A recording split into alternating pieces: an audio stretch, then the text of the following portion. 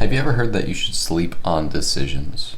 Well, there's a reason for that. In the book Peak Performance, I learned that there's something called decision fatigue, which essentially is the deteriorating quality of decisions made after a long session of decisions, which for the average person is just us going through our day-to-day lives making decisions constantly. It is now understood as one of the causes of irrational decision making.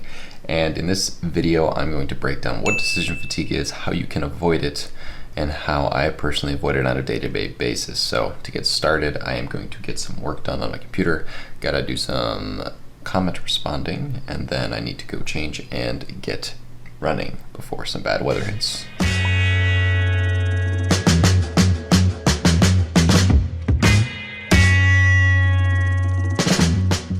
So now some of you may be asking, how can I decrease my decision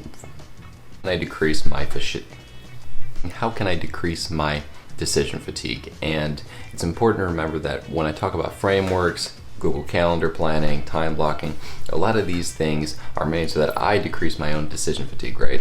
So when I wake up in the morning, I know exactly what I'm going to do, and I'm not really making decisions about the actions I'm taking throughout the day. So overall, if you have a plan rather than making decisions about what you're going to do, it will make you have better decisions happen throughout the day, as well as doing small things and physical tasks at night. Make that a part of your schedule at night. For example, I lay out my clothes the night before if I have to go run or something like that. I don't have as many decisions about clothes anymore due to my minimalist wardrobe with just the gray or the black shirt. And besides that, you just really need to try to minimize the decisions that you make within a day that are unnecessary. The random things that come up, like what I just mentioned about clothes, and trying to prevent yourself from taking those decisions and making them early in the day, because the big decisions you should make are earlier in the day because your mind is more fresh. I'm recording in the morning, and I've always thought that that was a good thing to do because my mind's fresh, I can speak better, I'm more focused. And as much as a lot of people need to unwind, and I understand that, it's important to try to get something important done at the beginning of your day when your mind has made the least amount of decisions, and it will make the best ones. With that being said, I need to go put these clothes on and utilize my decision fatigueless workout clothes.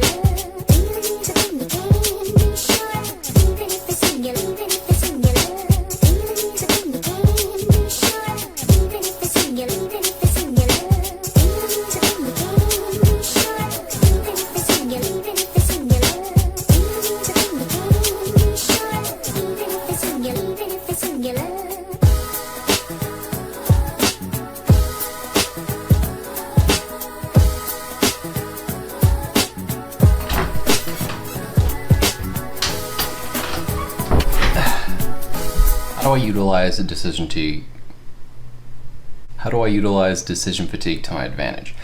Personally, I organize my days in specific ways. I have routines, and I make sure that they utilize this concept to their best ability. First and foremost, having a routine makes it so that you make less choices overall. So, for example, I know exactly what I'm going to do regarding the order of how I'm going to make my day structured after I run.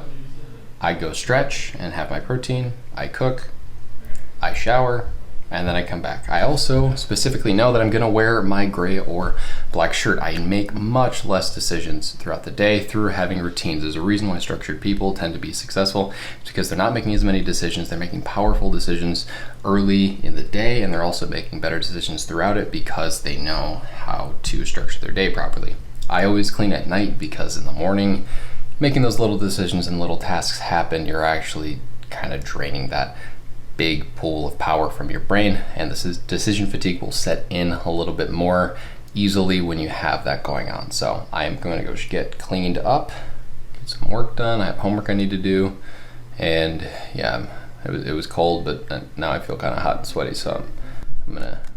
So understanding decision fatigue, it's important to remember that every little thing counts. And when I say every little thing, I mean literally everything. So personally, I keep all my things, all my objects, everything that I can in the exact same place. I have different spots in my setup that have the exact same cords always going through them, so I always have the same place to charge something. I always have the same place that I put my bag and different things. When I put them down, I always put them in the same spot because I never have to think about where they are. Anytime you have to make decisions or come to an understanding about something throughout a day, you are draining that well of whatever you want to call it of decision power that you have throughout the day. So personally, I would recommend to all of you that you have a spot for everything. If you have a place that you keep your charger, keep it there. Once you're not using it, put it back there. Do not do this thing where you have to think about, okay, where did I leave it last? And then you go into a cycle of making consistent decisions that aren't really needed to be had. Like I said, do the whole thing with my shirts. I try to formulate my life in a way that has those minimalist, essentialist, different qualities about it, and it helps me a lot in regards to making consistent decisions. I honestly couldn't remember the last time that I had been overwhelmed by trying to figure out where things are, and it's been wonderful since I've made this change.